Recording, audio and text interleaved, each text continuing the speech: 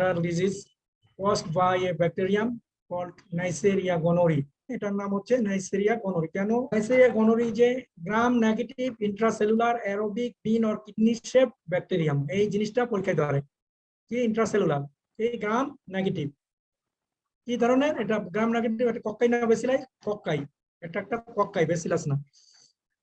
It has special, কেন এটা পরীক্ষায় একটা কোশ্চেন করে, কেন এটা জেনিটালিয়া হয়, it has a special affinity to infect the columnar epithelium of the genital urinary tract।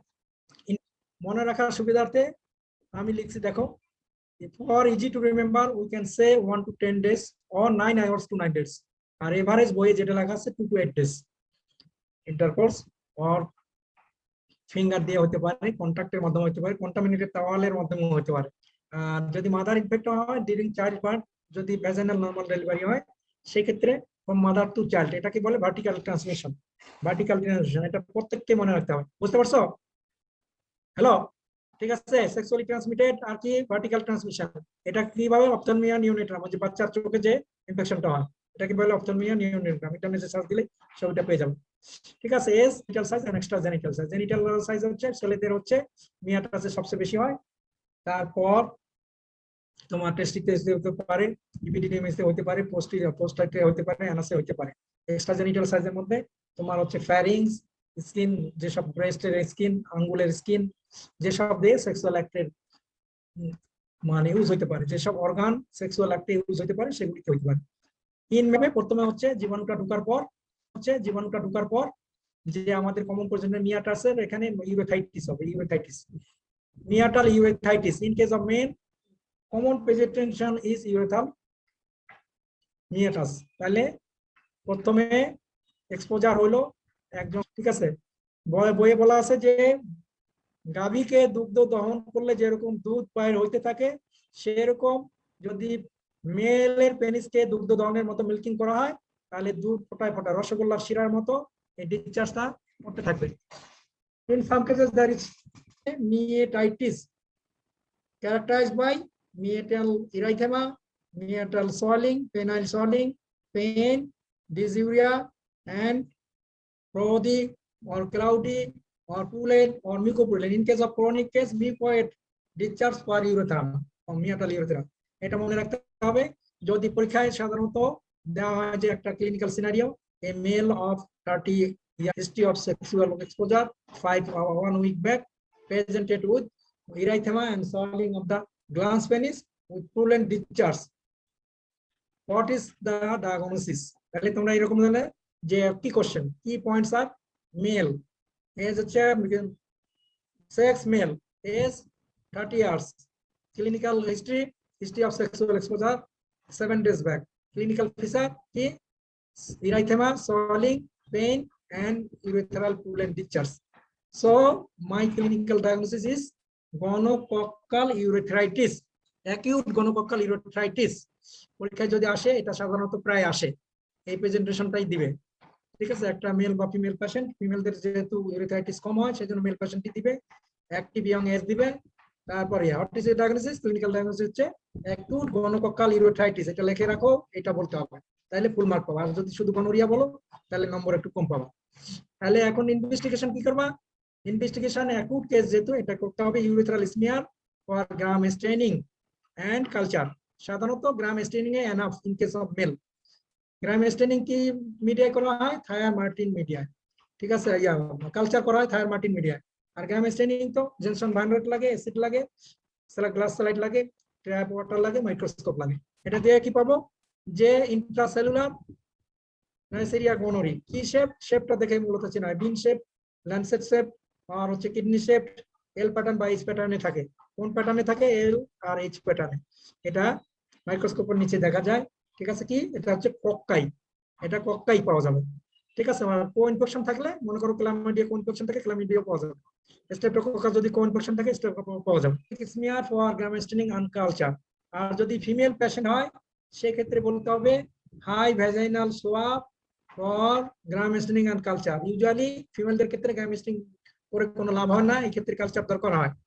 Culture কোন media? Modified Thayer Martin media. যারা ভালো করতে চায় মডিফাইড থায়ার মার্টিন মিডিয়া কি কি থাকে এটা ধরতে পারে এক্সিলেন্ট স্টুডেন্টের জন্য পরীক্ষায়। হ্যাঁ, 3-4 ধরনের অ্যান্টিবায়োটিক থাকে, ঠিক আছে, এই যে ইস্ট এক্সট্রাক্ট থাকে, এগুলি ধরতে পারে। এটা ইন্টারনেটে case urethral smear for gram staining, ফিমেলদের ক্ষেত্রে high vaginal swab for gram staining and culture. আর আদার্স টেস্ট আছে যদি ডার্মাটাইটিস হয়, স্কিন বায়োপসি, এগুলি বলার দরকার নাই। আদার্স টেস্ট আরো আছে, এই দেখো যেটা বলছিলাম, হ্যাঁ, এই মিয়াটাসে কি ইরাইথেমা আছে, তারপর কি আছে সোয়ালিং আছে, তারপর কি আছে এই যে পুরুলেন্ট ডিসচার্জ আছে, এই যে পুরুলেন্ট ডিসচার্জ, এটা যদি মিল্কিং করো এই যে ফোটায় ফোটায় এই পুরুলেন্ট ডিসচার্জটা পড়তে থাকবে। আবার এখানে দেখো সারাউন্ডিং পিপিইউজ এর ক্ষেত্রেও ইনফেকশন চলে গেছে, পিপিইউজ এর ইরাইথেমা হয়েছে এবং সোয়ালিং হয়েছে, ডিসচার্জটা কন্টামিনেটেড হয়ে গেছে। আর এই ক্ষেত্রে মিয়াটাল কোনো ডিসচার্জ নাই কিন্তু ব্লেড খেলাম, তারপর এটা হাতের মধ্যে কন্টামিনেশন হয়ে গেছে, নেসেরিয়া গনোরিয়া কন্টামিনেশন হওয়ার কারণে গনোকক্কাল ডার্মাটাইটিস হচ্ছে। বলছি অ্যাকুট গনোরিয়া, গনোকক্কাল ইউরেটাইটিস, ক্রনিক গনোকক্কাল ইউরেটাইটিস, এই দুটো টাইপই বলবো, ঠিক আছে। আর ডিসেমিনেটেড গনোকক্কাল ইনফেকশন এটা বলতে পারি। এখন কমপ্লিকেশন গুলি কি হবে, এখানে অনেক কিছু লেখা হবে তোমাদের। In case of male complication প্রথমে হচ্ছে অ্যাকুট কেসে সারাউন্ডিং যত স্ট্রাকচার আছে এগুলিতে ইনফেকশন হবে, সেই জন্য আইটিস অ্যান্টেরিয়র ইউরেটারকে যে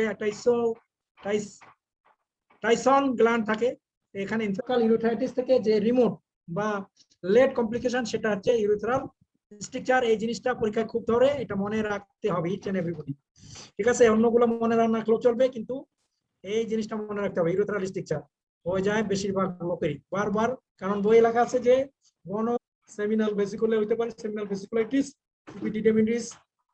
ইপিডিডিমিটিস হইতে পারে, অর্কাইটিস হইতে পারে, রেকটামে হতে পারে অ্যানোরেকটাল প্রক্টাইটিস বড় হয়ে গেছে।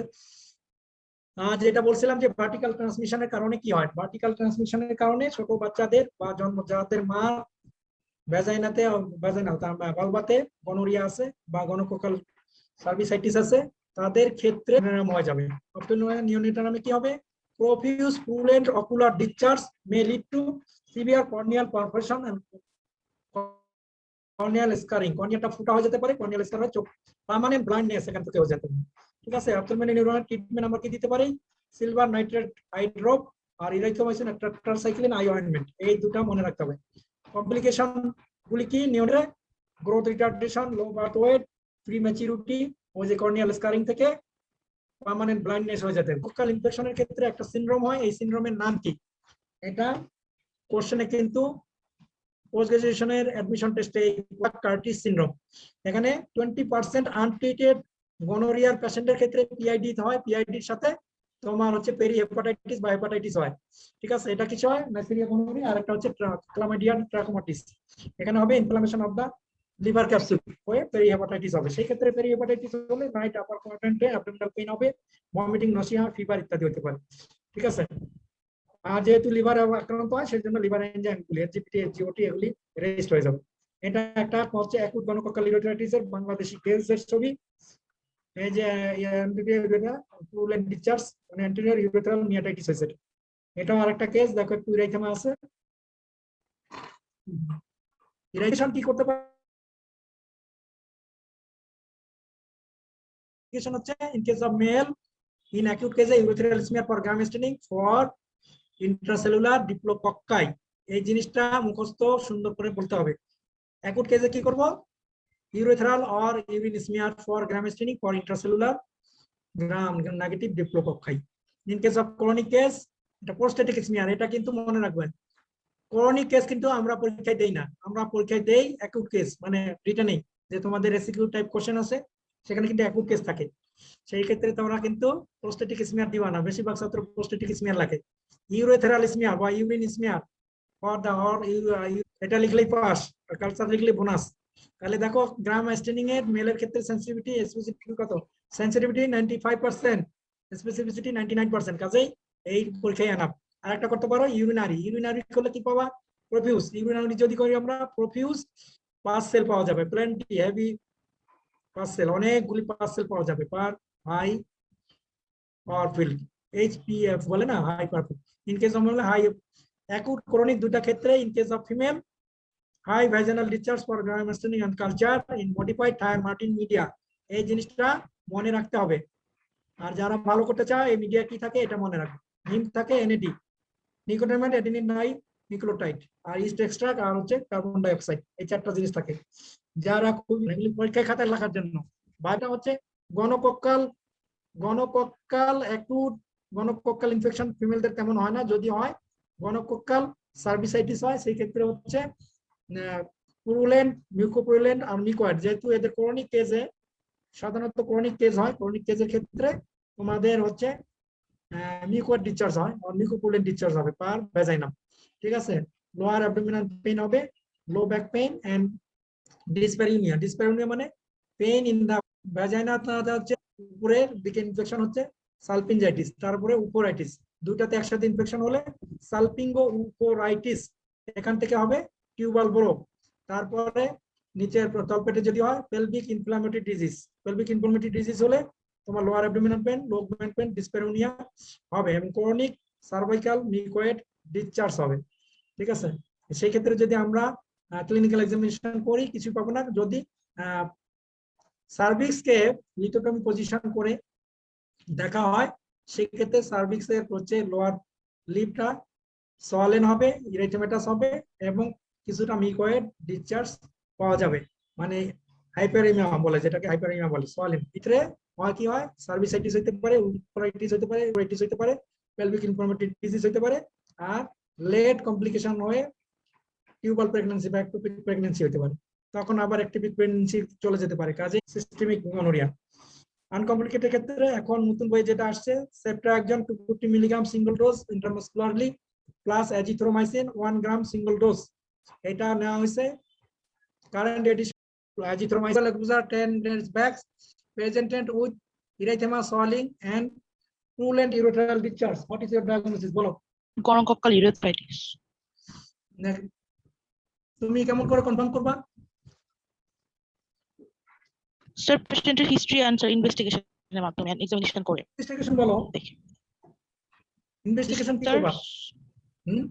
স্যার ইউরেথ্রাল ডিসচার্জ স্মিয়ার করব sir.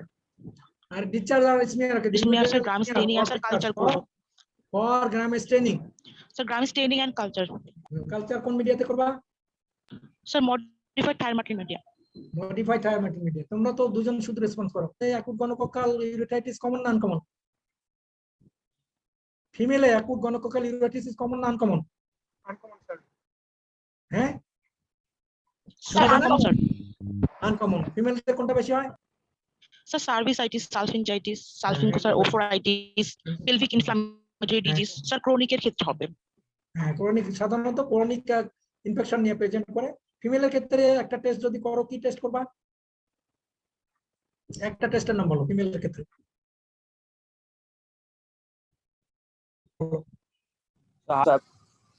High vaginal swab culture and swab, high vaginal swab for culture, gram staining and culture. Gram কি কোন staining. মিডিয়া?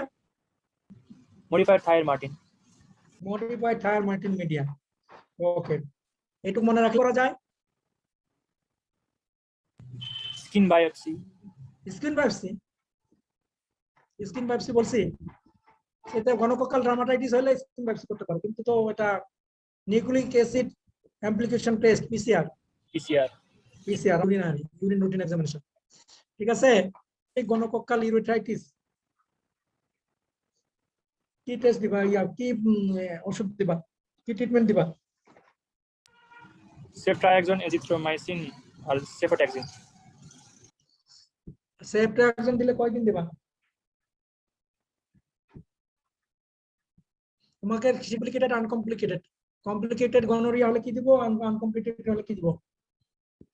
কমপ্লিকেটেড গনোরিয়া হলে অ্যাকুট কেজে শুধু single dose ceftriaxone 250 milligram plus azithromycin 1 gram, বুঝতে পারছো? অথবা cefixime 400 milligram plus azithromycin 1 gram single dose, বুঝতে পারছো?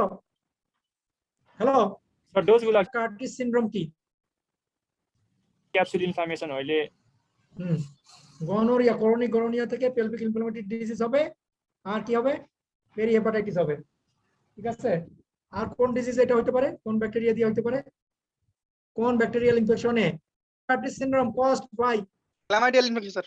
হ্যাঁ, route of in the transmission of the transmission, vertical transmission and contaminated towels close contaminated cells. এগুলো হ্যাঁ, স্যার ইউজ করার ফলে spectrum আমি ক্লিনিক্যাল ফিচার বলো তো দেখি।